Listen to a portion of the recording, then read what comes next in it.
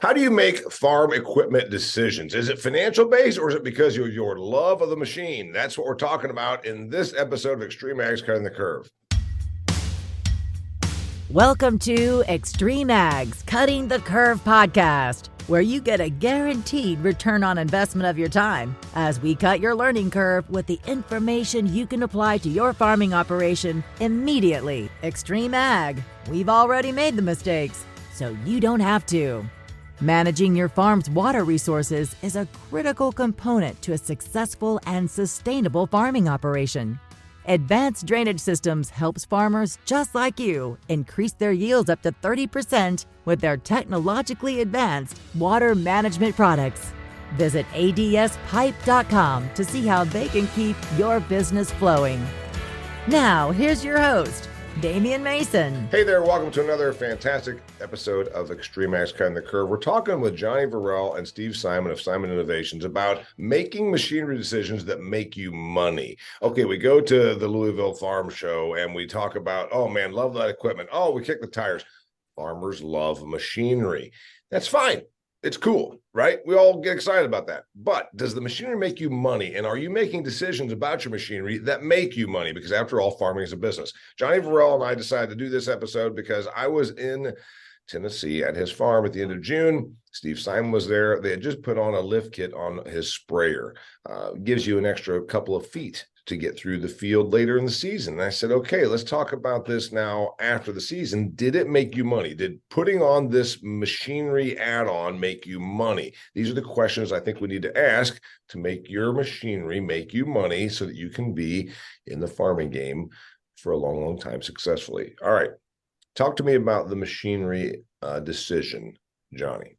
Yeah, so for me, I've been looking at this lift for several years trying to figure out how I could justify it on our farm because we're in an area where we have a lot of residential neighborhoods around us. We're right next to a commercial airport. So crop dusters and stuff like that, we're having to worry about what people are thinking we're spraying, or we're flying in and out of a airport's zone where they don't really like us flying in and out of a crop duster. So for us, it just made sense for us to finally transition into it. And like I said, probably 2 years ago, I talked to Steve about the lift, trying to look at it, trying to make sure it's going to work, hold up in our terrain, right? Because we're not flat, level ground. We have a lot of rolling hills, a lot of terrace ground.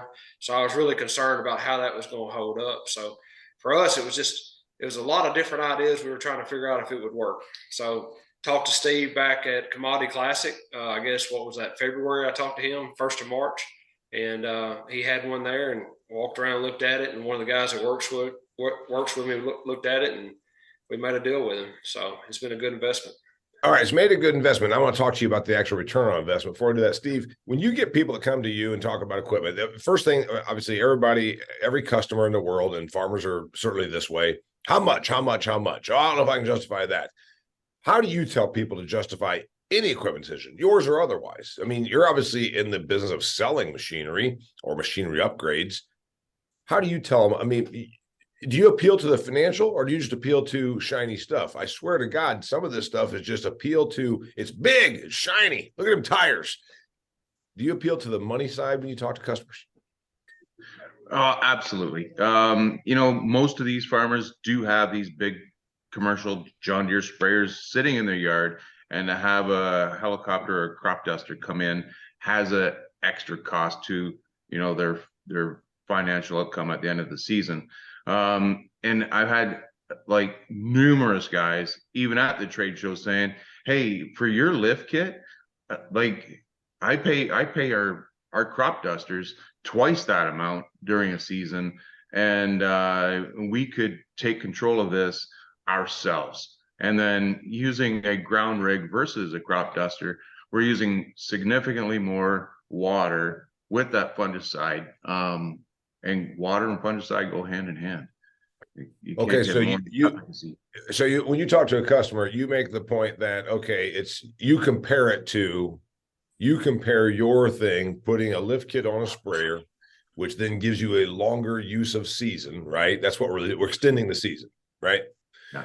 So you don't appeal to, and you can get in there later, you're going to get bigger yields. You go straight to comparing it to aerial. Is that the Well, sale? Is that how you go about selling stuff?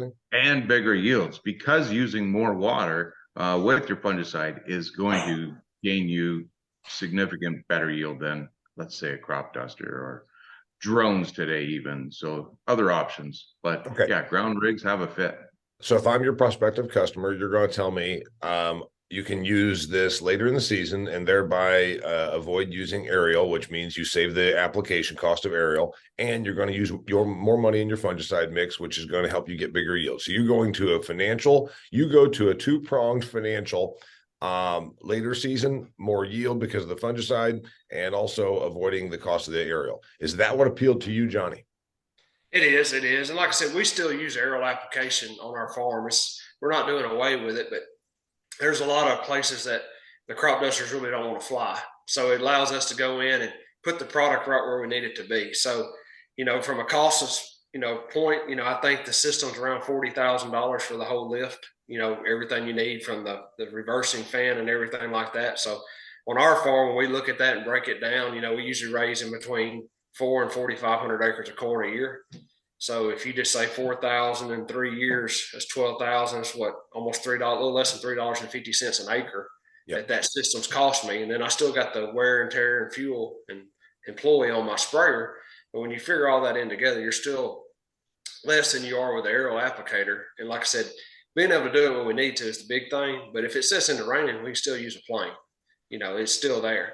But, we do a lot of trials on our farm. And that's another thing that's really important to us, is being able to have that data and know exactly where we put what trial. And with an airplane, a lot of times it's a lot harder to get that information, because when I draw on a map and say, hey, this part of the field, well, he's flying 100 plus miles per hour, right? That part of the field don't look the same as it does to me, so just having the data, having it recorded, knowing where we put the plots, that's been a big deal for us, because we did a lot of replicated trials across several farms where we did 240 acre strips, 360 foot or 240 foot strips, 360 foot strips with that sprayer all the way across the farm, replicating it. And that's really what was big for us, being able to take that and really see what we have at the end of the year. Okay, so you actually did make this decision pretty well convinced it was going to make you money. Now the trial tells you that it has. Oh yeah. And I mean, he's right. The more water you put with the fungicide, there is a better control at the end of the year. We did several trials this year where we went from 10 gallons all the way up to 25 gallons, and you could see the penetration in the canopy, especially when you went closer to after tassel. You get a lot better penetration, more water, which I think everybody knows. It's just getting that with a plane or getting that with a drone is real hard to do. So, answer me this. What would you say the cost on this upgrade was? It's about $40,000, I think. Okay, Steve, this in the scope of things for a large scale or even mid-sized farming operation, 40 grand is a spit in the wind. I mean, you got a $500,000 combine at least, you've got a $500,000 sprayer, you've got a couple of semis, this doesn't seem like it's a hard thing for you to get over from the cost standpoint comparatively. But it's also something that some might say is unnecessary. How do you get past that? Yeah, I don't know about the unnecessary part. I think just making these machines a full season machine, comparing them to the other brands that are out there. No, I didn't say. I'm not bashing on you saying it's unnecessary. I can see where the skeptical customer might say, well, you know what, that's kind of cool, but that's like, doing wheelies on a tricycle. It's cool, but do I really need it? So that's where I can see somebody saying, questioning the need for it. Yeah, no, and fungicide doesn't seem to be going away.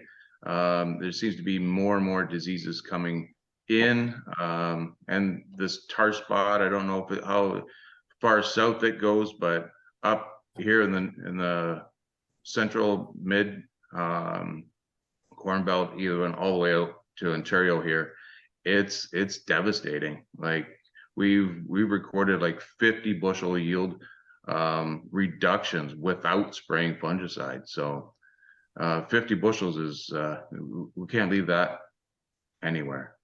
I want to go back to Johnny and ask about how he makes other financial and machinery decisions, because I think that I think he's pretty business minded, but I wonder if he still does that thing. The neighbors got this.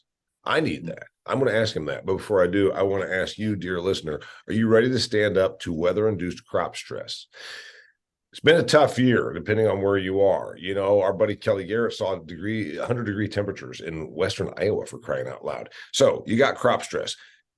If you want to stand up to it, turn to Terramar, an innovative biostimulant technology from Loveland Products designed to help your corn and soybean crops thrive even under stressful conditions. Try Terramar, exclusively available from Nutrien Ag Solutions. That's Terramar, Terramar, Terramar for stressed crops that will help you get big yields. Do you really not fall for that farmer competitive thing when you're thinking, hey, I should upgrade my equipment because the neighbors did? Do you do that? I mean, I think every farmer likes new equipment. So, I mean, I think everybody does that. But, you know, we've talked about it in some of the other podcasts and stuff we've done. You know, we share equipment around. You know, I got two neighbors here. We share different from fertilizer trucks with one of them. Another one, we have different grain harvesting equipment we share together. So I think something like this, when people are kind of on the fence, if they can justify it, there's a need for it. There's a lot of people wanting, you know, you got other brands that come with lifts. John Deere doesn't offer a lift right now. So, you know, I look at it as a way I can diversify. And, you know, if I wanted to start custom applying with this lift, it's real easy to do. So is that something that you also factor in? Like, okay, if I put a lift on my sprayer from Simon, it's 40 grand, which again, it's pretty negligible in a size operation of yours, but then you also get in your back of your head, like, if it looks like it's not making sense, I can probably also do this with it. Do you give yourself option B and C on making the money off of the upgrade? Yeah. And I mean, if you just talking about farming in general, I think a lot of times you buy something, you always need to have a plan B in place. Like, you bought it for this, what else can I use this product for, or this piece of equipment for? And, you know, a lot of things that I've seen through Extreme Ag over the past couple of years is the different equipment everybody's running, right?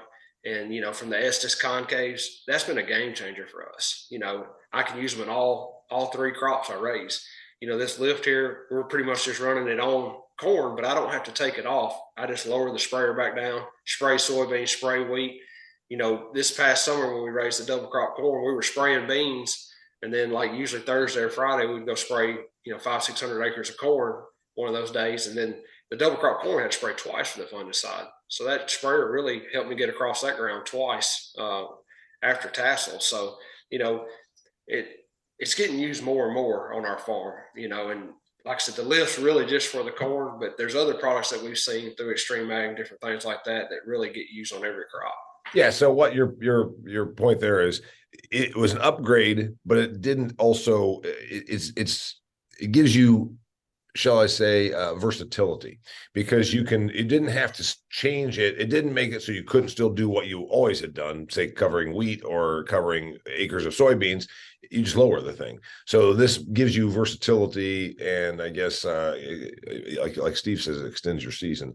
And another thing, Damon, we have a drone that we use for trials and, small scale spraying. Well, they're $30,000 to $40,000 too.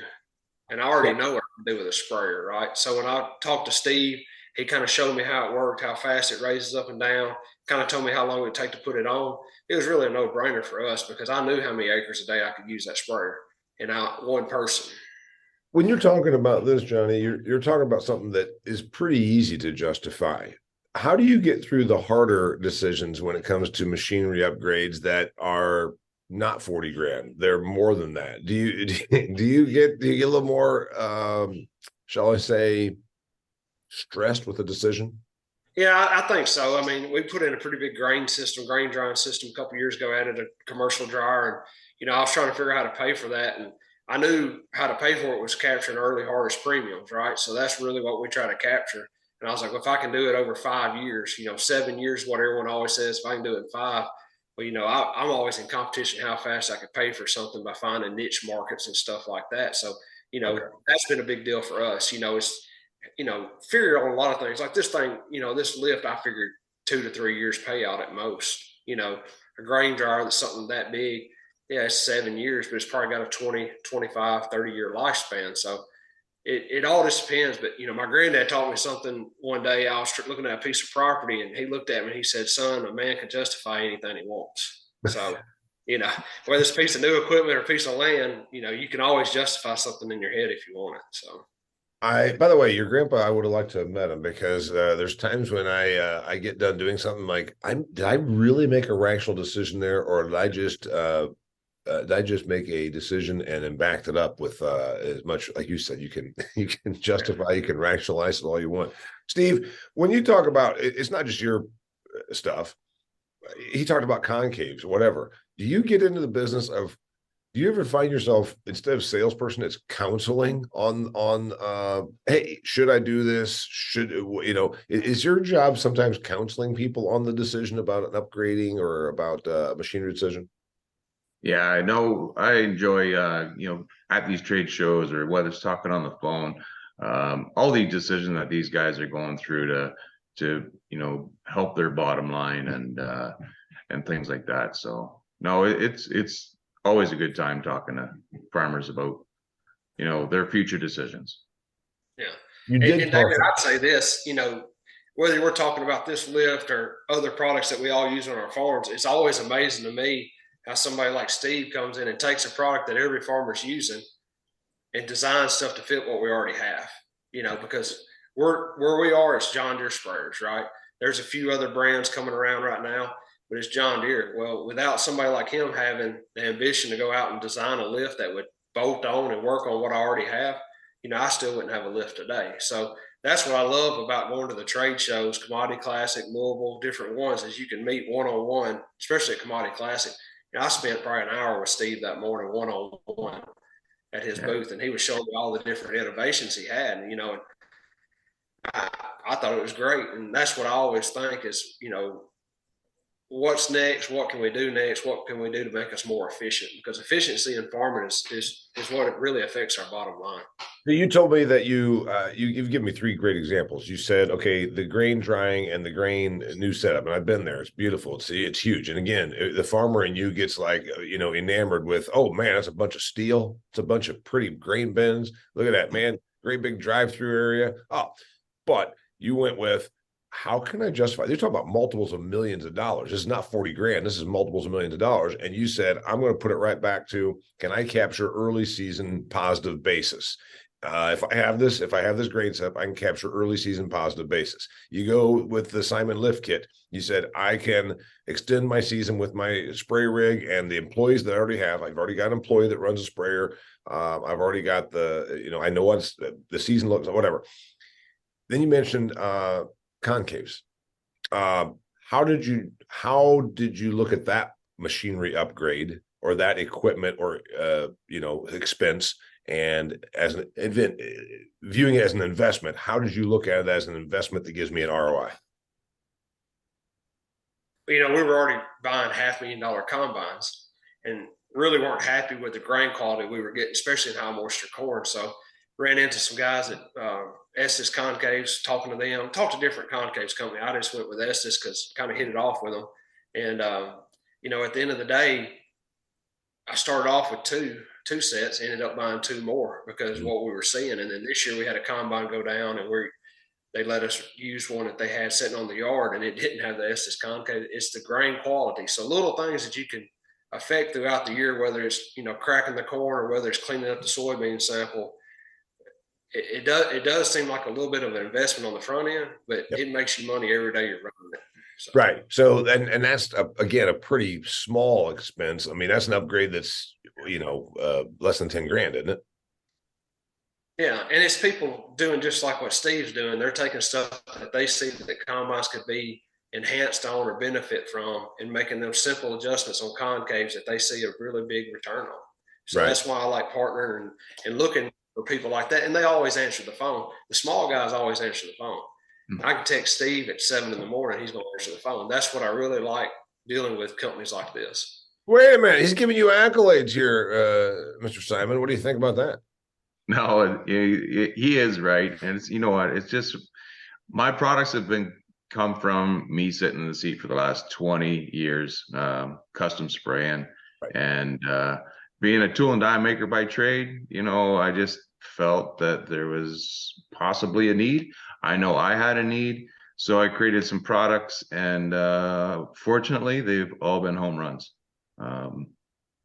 Johnny, you gave us 3 great examples. The grain bin, which is a huge investment. The spray lift kit, which is fairly. I mean, it's not nothing, but it's a fairly mid-range expense, I guess, in terms of your daily decision making about money. And you gave us the concaves. What's your advice to somebody when it comes to how you think you make good? Your grandpa's right. You can justify anything, but you believe you make good, solid financial decisions about machinery upgrades. What's your advice to somebody? Obviously, the first one would be probably don't get emotional. Don't fall in love with something because you saw it in the commodity class. And, oh man, I like that. What's the other stuff? What else do you guys say? Yeah, I would say build a spreadsheet, run the numbers, justify it by what the numbers say, and then a lot of times I'll sit on it one more day. So like I talked to Steve one day at Commodity Classic. I think a day or two later I went by Saturday morning when they were getting ready to close and kind of cut the deal with him. So I might have saw him on Thursday, thought about it, looked at it again Friday. But the big thing is think it through, figure out how it can work for your operation, because at the end of the day, the lift I can always sell if I don't want to use it no more, right? The grain dryer, it's a permanent fixture here on the farm. So it was a bigger investment, but look, just think about them, draw it out on a spreadsheet, run the numbers, and if it pays, it will pay. And, this year for us was a big deal because, talking about the grain dryer, we had $1 over in August, and I think the worst I saw was $1.30 or $1.50 under in September on corn.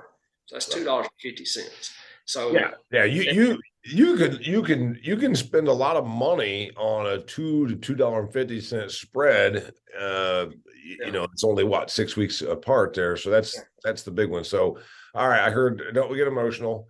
Remember what Granddad said: you can justify anything, run the numbers, and also don't be impulsive. You did your research and you let it rest. You let it not fester, and also, what I heard there's people that say, well, I've been thinking about it. I'm like, you told me that 2 years ago. You told me that 3 years ago. At some point, make a decision. Don't make a hasty decision, but go ahead and make the decision because it took you a few days on a few of these, right? That's right. His name is Johnny Verrell. We're joined by Steve Simon, Simon Innovations. If you want to learn more about Simon Innovations, it's Simon Innovation. Simon, as in Simon says, SimonInnovations.com. As far as Canadians go, we like him. So anyway. Thanks for being here, Steve. I appreciate it, Damien. Thank you. You betcha. And also Johnny Verrell, Tennessee, an Extreme Ag affiliate and an awesome dude who makes good decisions. At least, I don't know. He's good decisions. Yeah, he's decided to hang out with me sometimes, so I don't know, but I think it's just for professional purposes. Anyway, until next time, thanks for being here. I'm Damien Mason. Remember that you have a library of hundreds of videos just like this. Literally, we've produced hundreds of episodes of Cutting the Curve. Also, Johnny and the other Extreme Ag guys are shooting videos out in the field. You can view this for free at extremeag.farm. You can also share them with your farming friends so that they can up their farming game. If you want to take it to the next level, become an Extreme Ag member. $750 a year. That's all it is, $750 a year. And you'll have direct access to ask questions of guys like Johnny and say, hey, I want to dig a little deeper into, for instance, this machinery thing that you're talking about. If for $750 a year, you can make way more than that by having direct access to them. Become a member.